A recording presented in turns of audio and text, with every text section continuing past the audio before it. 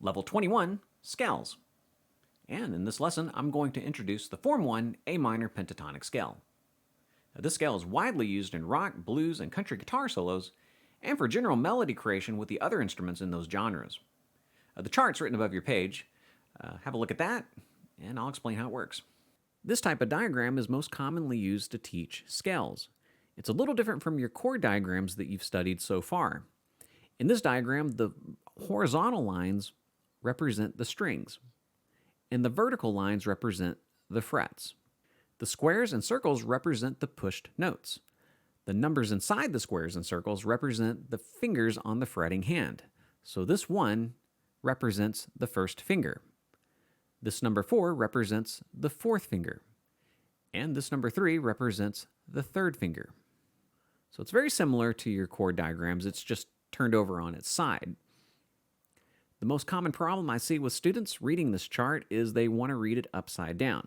So you just have to remember that this is the big E and this is the little e. So on your guitar, from the ceiling to the floor, the strings are E, A, D, G, B, E. And on your diagram, from the ceiling to the floor, E, A, D, G, B, E. So just remember that this E string is this E string right here. Now, as mentioned earlier, the vertical lines are the frets. We play between the frets. So this area here is the first fret, and this is the second fret, the third fret, the fourth fret, and then we begin this exercise on the fifth fret on the big E string. And that's what this little 5 is for. It's telling you that this is the fifth fret. Now, this is an A minor pentatonic scale. These red squares represent the root of that scale. And so all these red squares are A notes. It's a pentatonic scale. So every 5 notes, the scale will repeat itself. So if you look at this square, you count 1, 2, 3, 4, 5, and then the scale repeats with another A. And then you count 5 notes. 1, 2, 3, 4, 5, and it repeats again. That's where we get the penta from. We also know this is an A note because from your theory. This is an E, this is F, this is G, this is A. E to F is a half step, F to G is a whole step, and then G to A is a whole step. So later on, if you want to play different minor pentatonic scales, all you have to do is move the root to the note name of the scale that you want. So for example, if you wanted to perform a G minor pentatonic scale, you would take this A minor pentatonic scale and slide it down to the 3rd fret. And that's because this note is a G. Anywhere you put these red squares becomes the name of the scale.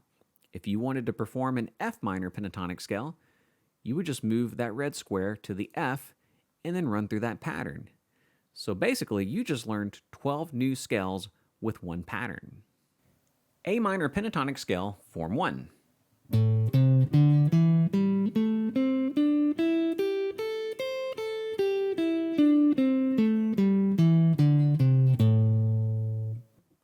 The scale begins on the top E string in 5th position.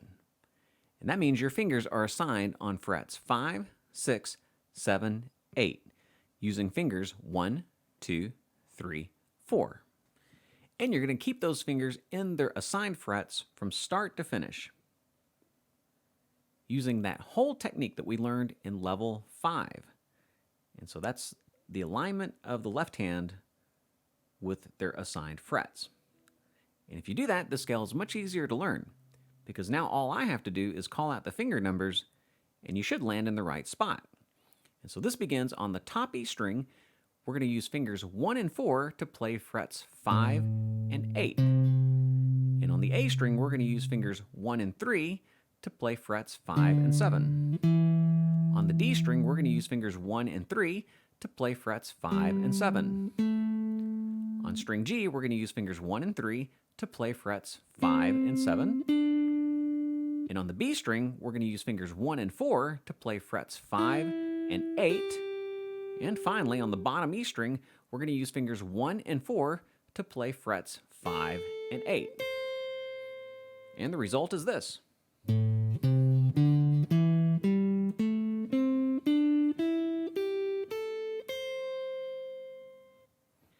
Technique will serve to help you learn this scale much faster as well. And we already talked about the whole technique. But some other things are the way you're holding the guitar. Having a good tilt on the neck here. You're not holding the neck like this. I know you want to see the frets, but you want the neck to be facing your audience so that you don't have to bend your wrist. My elbow is in, very important, because when the elbow's out, it pulls the pinky away from the 8th fret. So if you bring that elbow in, you're able to reach the notes. You're on the fingertips, you're playing close to the frets, and as you go to the lower frets, the thumb drops along with the rest of the hand. If the thumb stays put and the fingers drop, it pulls my wrist in this direction.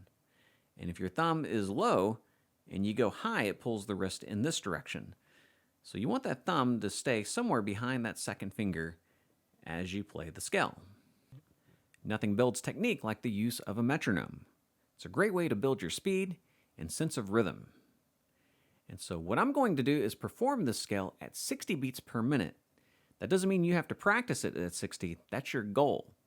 So once you're familiar with your scale and you feel pretty good about the technique, you can set your metronome at a very slow tempo. I would say 40 beats per minute, and then gradually work your way 42, 44, 46, until you made your goal. Remember, success is what you can perform comfortably. Make sure that you alternate using down and up strokes with your picking hand, and keep your pick as close to the string as possible. You don't want wide arcs. And with the fretting hand, you want your fingers as close to the frets and strings as possible. You don't want your fingers flying up all over the place. Remember all the techniques that we talked about earlier. I'm going to set the metronome. I'll give a 4 count. And this is what it's going to look and sound like when you've reached your goal. Metronome is set. I'm going to perform 4 repetitions.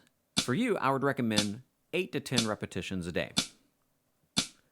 1, 2, 3, 4.